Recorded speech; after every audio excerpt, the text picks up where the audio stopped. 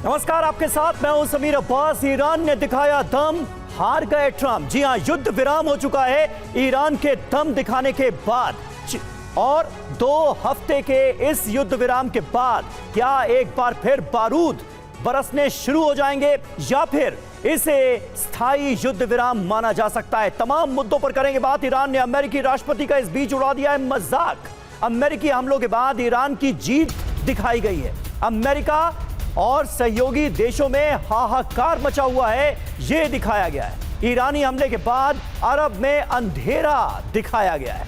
तो ये देखिए, एक तरफ जबरदस्त जंग जो कि 40 दिनों तक चली और उसके बाद अस्थायी युद्ध विराम घोषित किया गया है 2 हफ्ते का, और 40 दिन की जंग के बाद इंफॉर्मेशन वॉरफेयर कैसे अंजाम देता ईरान नजर आ रहा है। अब आप ये देखिए, और देखिए सीज फायर के बीच ईरान से आ रही है एक बड़ी खबर। ईरान के लवान द्वीप पर जोरदार धमाका हो गया है। लवान आइलैंड पर स्थित रिफाइनरी पर अटैक किया गया है। लवान द्वीप पर बैक टू बैक कई धमाकों की खबर सामने आ रही है।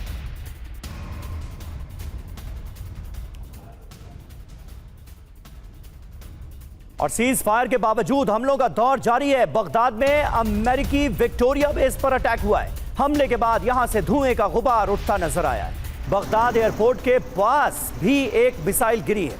विक्टोरिया बेस पर ईरान ने किया है हमला।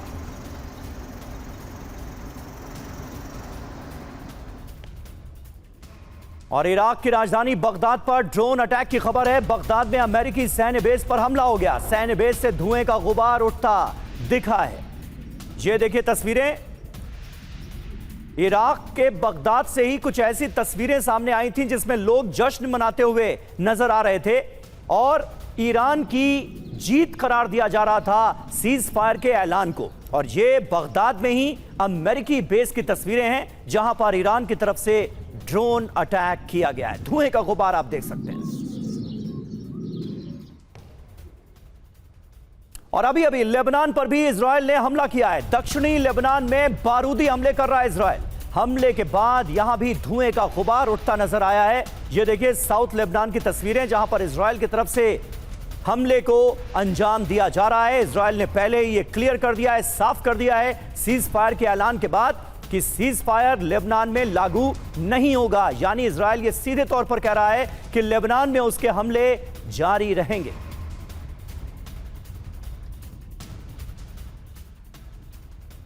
और साउथ लेबनान के कई शहरों में इजराइल ने अटैक किए हैं। लेबनान के अल अहमदिया शहर पर हमला किया गया है। सराफंद और अल शर्किया में भी हमले किए गए हैं। हिजबुल्लाह के ठिकानों पर इजराइल ने ये अटैक अंजाम दिए। ये तस्वीरें आपको दिखा रहे हैं। 2 इलाके, अल अहमदिया इलाका और सराफंद इलाका, जहां पर ये बड़े हमले अंजाम दिए गए। साउथ लेबनान के ये दोनों इलाके हैं जो कि हिजबुल्लाह का गढ़ माने जाते हैं और हिजबुल्लाह के ठिकानों को टारगेट करके इजराइल हमले अभी भी कर रहा है। और दक्षिणी लेबनान में इजरायली हमले में 12 लोगों की मौत की खबर आ रही है। जी हां, इजराइल के विध्वंसक हमले में 22 लोग घायल हुए हैं। यह बड़ा हमला था। यह देखिए तस्वीरें। इजरायली डिफेंस फोर्सेस की तरफ से लेबनान में जो हमले किए गए हैं उसमें 8 लोगों की मौत हो गई है, 22 लोग घायल बताए जा रहे हैं। आज सुबह इजराइल ने यह मिसाइल अटैक किया है। तो सीज फायर के ऐलान के बाद भी इजराइल किस तरह से लेबनान में बारूद बरसा रहा है, ये आप देखिए। 8 लोगों की मौत, 22 लोग घायल।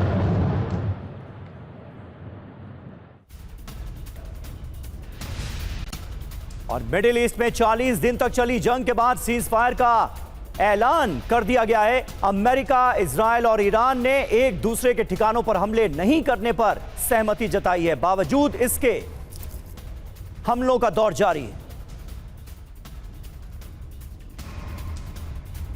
और देखिए एफबीआई की एक ताजा रिपोर्ट आई है जिसमें यह कहा गया है कि दुनिया भर में जो अमेरिकी नागरिक हैं उनकी जान को खतरा है। 20 मार्च को यह एफबीआई की तरफ से रिपोर्ट दी गई थी और रिपोर्ट से डरे ट्रंप ने अब सीज फायर का रास्ता चुना। सीज फायर पर मुहर लगाई। ये खबर सामने आ रही है क्योंकि देश विदेश में जो अमेरिकी नागरिक थे उनकी जान को खतरा था। अमेरिका से जुड़े संस्थानों पर भी हमले हो सकते थे, ये एफबीआई की रिपोर्ट में सामने आया था। तो देखिए, मिडिल ईस्ट में 40 दिन तक चली जंग के बाद ट्रंप की तरफ से सीज फायर का ऐलान किया गया। अमेरिका, इजराइल और ईरान ने एक दूसरे के ठिकानों पर हमले नहीं करने पर रजामंदी जताई।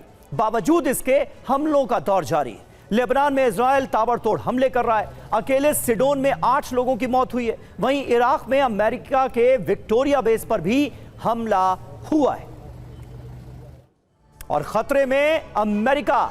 ट्रंप ने सीज फायर का रास्ता क्यों चुना? जी हां, एफबीआई की रिपोर्ट जिसका मैं थोड़ी देर पहले जिक्र कर रहा था, उस रिपोर्ट में आखिर है क्या? दुनिया भर में अमेरिकी नागरिकों पर हमले हो सकते हैं, यह कहा गया इस रिपोर्ट में। सैन्य ठिकानों और इमारतों को निशाना बनाया जा सकता है। अमेरिकी नागरिकों का अपहरण और हत्या संभव है। गोलीबारी, चाकू मारकर हत्या की जा सकती है। कहां कहां हमलों की आशंका थी, यह देखिए। अमेरिकी ठिकाने, अमेरिकी नागरिकों पर हमले, अमेरिकी इमारतें, यहूदी संस्थान, इजरायली ठिकाने और कुछ यहूदी संस्थानों पर भी हमले का इनपुट मिला था। यानी जंग अगर आगे बढ़ती तो इसका डर और ज्यादा बढ़ता। कैसे होती टारगेट किलिंग, ये जानिए। गोली मारकर हत्या की जाती, चाकू से हमला होता, गाड़ी से कुचलने की कोशिश होती, बम धमाके किए जाते, जहर देकर हत्या की जाती और आगजनी की कोशिश की जाती। तो ये एफबीआई की वो रिपोर्ट है जो कि 20 मार्च को आ गई थी और अब इसकी डिटेल सामने आने के बाद यही कहा जा रहा है कि कहीं डोनाल्ड ट्रंप ने इस रिपोर्ट के सामने आने के बाद डरकर सरेंडर तो नहीं किया, सीज फायर तो नहीं किया। बहरहाल युद्ध विराम को देखने से ऐसा लगता है कि ईरान के सामने अमेरिका ने सरेंडर कर दिया है, क्योंकि जिस मकसद से ईरान पर अमेरिका ने हमला किया था उसमें उससे हासिल कुछ नहीं हो पाया। यह रिपोर्ट देखिए। और अब हम आपके सामने रखने जा रहे हैं सीज फायर की इनसाइड स्टोरी। जी हां, 13 पॉइंट्स जो अब हम आपके सामने रखने जा रहे हैं वो बहुत खास हैं। सबसे पहले, तीसरे मध्यस्थ विटकॉफ अराक्ची के बीच ड्राफ्ट एक्सचेंज हुआ है। ईरान की 10 शर्तों को देखकर अमेरिका ने आपदा वाला प्रस्ताव इसे कहा। मिस्र और तुर्की के विदेश मंत्री ने मतभेद कम करने की कोशिश की। सोमवार देर रात मध्यस्थों को युद्ध विराम प्रस्ताव पर अमेरिकी मंजूरी मिली। मंगलवार सुबह तक साफ हो गया कि इस दिशा में प्रोग्रेस हो रही है, लेकिन ट्रंप नहीं रुके। ट्रंप ने आज रात एक पूरी सभ्यता खत्म हो जाएगी वाला विवादित बयान दिया, विवादित पोस्ट की चेतावनी दी। नेतन्याहू और उनकी टीम दिन भर ट्रंप और उनकी टीम के संपर्क में रहे। इजराइल को बार बार लग रहा था कि हालात उसके नियंत्रण से बाहर हो रहे हैं। दूसरी तरफ अमेरिकी मंजूरी के बाद फैसला मुश्तबा खामनेई पर छोड़ा गया, ईरान के सुप्रीम लीडर पर। नए सुप्रीम लीडर मुश्तबा खामनेई की भूमिका बेहद सीक्रेट रखी गई। हत्या के खतरे को देखकर खामनेई ने संदेश वाहकों के जरिए सारा संवाद किया। अब्बास अराक्ची ने बातचीत और IRGC को मनाने में महत्वपूर्ण भूमिका निभाई। सीज फायर के लिए रास्ता निकालने की सलाह चीन की तरफ से भी सामने आई। मुश्तबा खामनेई ने अपने वार्ताकारों को समझौता करने की इजाजत दी और तब जाकर यह सीज फायर मुमकिन हो सका है। और सीज फायर के बीच तुर्की ने दिखाई अपनी मिसाइल ताकत। जी हां, हाइपरसोनिक मिसाइल का परीक्षण किया है तुर्की ने। हाइपरसोनिक मिसाइल टाइफून का टेस्ट किया गया है। टाइफून मिसाइल की क्षमता 2500 किलोमीटर है।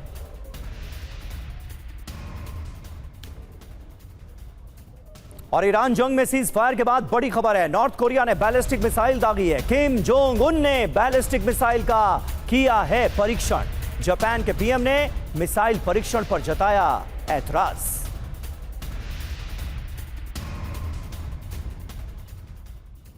और एक और बहुत महत्वपूर्ण बात है, अमेरिका में ट्रंप के खिलाफ असंतोष लगातार बढ़ता जा रहा है। ट्रंप को राष्ट्रपति पद से हटाने की मांग हो रही है। ईरान की सभ्यता नष्ट करने की जो धमकी डोनाल्ड ट्रंप ने दी, उसके बाद वो अपने ही घर में घिर गए। उनके खिलाफ नाराजगी है। ट्रंप के मानसिक स्वास्थ्य पर भी सवाल उठाए जा रहे हैं। तो देखिए, ईरान पर जब डोनाल्ड ट्रंप की तरफ से हमला किया गया तो मकसद सबसे पहले सबसे बड़ा यह बताया गया कि ईरान में रिजीम चेंज करना है। ईरान के लोग जो कि विद्रोह पर आमादा हैं, उन्हें ये भड़काकर इस हद तक लाना है कि ईरान में रिजीम चेंज हो जाए। लेकिन अब इसका उल्टा होता हुआ नजर आ रहा है और लोग ये सवाल पूछने लगे हैं कि कहीं अमेरिका में ही तो रिजीम चेंज नहीं हो जाएगा। तो ईरान को धमकी देकर फंसे ट्रंप छोड़ना पड़ सकता है अपना पद। खबर क्या है? ट्रंप को राष्ट्रपति पद से हटाने की मांग पुरजोर तरीके से आगे बढ़ रही है। 80 से ज्यादा डेमोक्रेटिक सांसद ट्रंप से नाराज हैं। ट्रंप के मानसिक स्वास्थ्य पर अब सवाल उठाए जा रहे हैं। महाभियोग या 25वां संशोधन लागू करने की मांग की जा रही है। महाभियोग में क्या हो सकता है? सीनेट में 2/3 बहुमत से प्रस्ताव पारित करना होगा, तभी राष्ट्रपति को उसके पद से हटाया जा सकता है इंपीचमेंट के जरिए।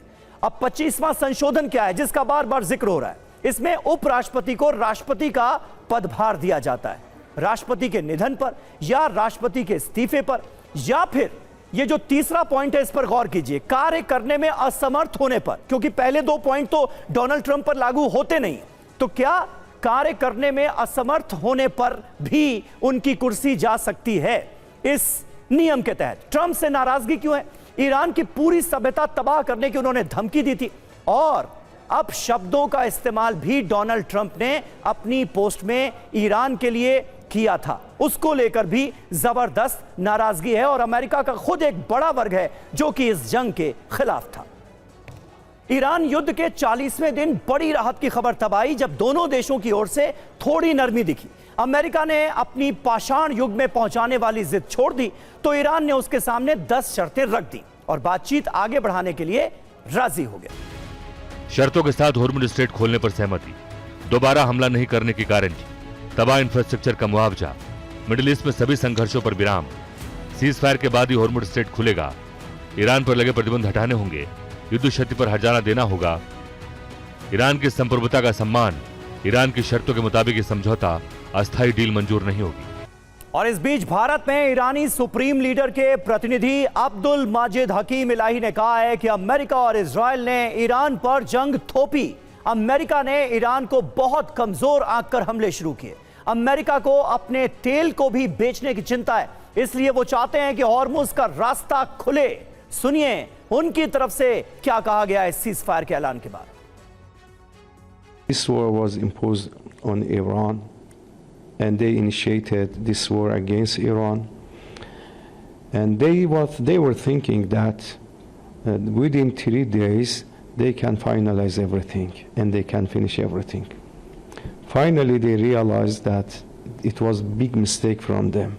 They said, "I'm going to kill or die or preach the civilization of Iran, 7,000 civilization." This means that they don't know Iran, even they don't know humanity, and they don't know anything about Iran. Since the beginning of this war and aggression, all Iranians are gathered in the street, and they said also we are ready to be killed with our facilities and with our infrastructure. Finally, they realized that they cannot do, and they received this message that if they want to continue, Iran can create resurrection for them. And there is no need that to Strait of Hormuz to be opened, because after that there will not be more oil to pass through Strait of Hormuz. And we were serious on that. Do you know, if they attacked all our refinery, so there should not be other refinery to working.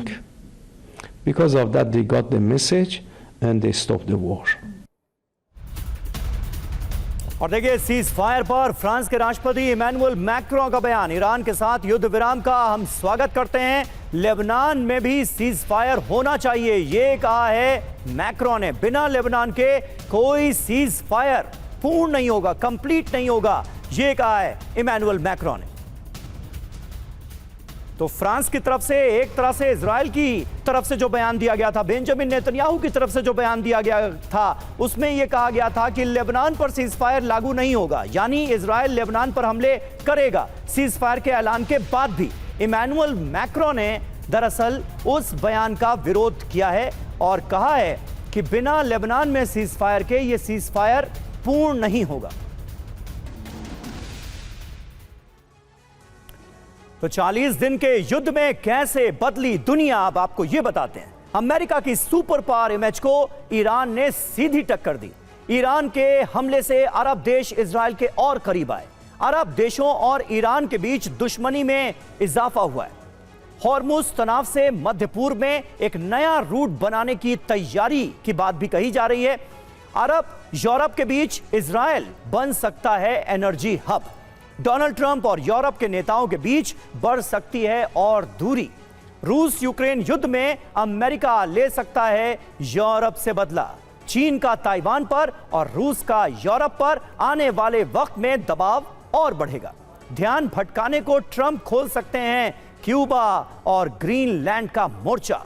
जंग के बाद America के पास हथियारों की भारी कमी की भी बात सामने आ रही है। तो 40 दिनों की इस जंग में आप देख सकते हैं बहुत कुछ बदल चुका है, बहुत सारे समीकरण बदल चुके हैं।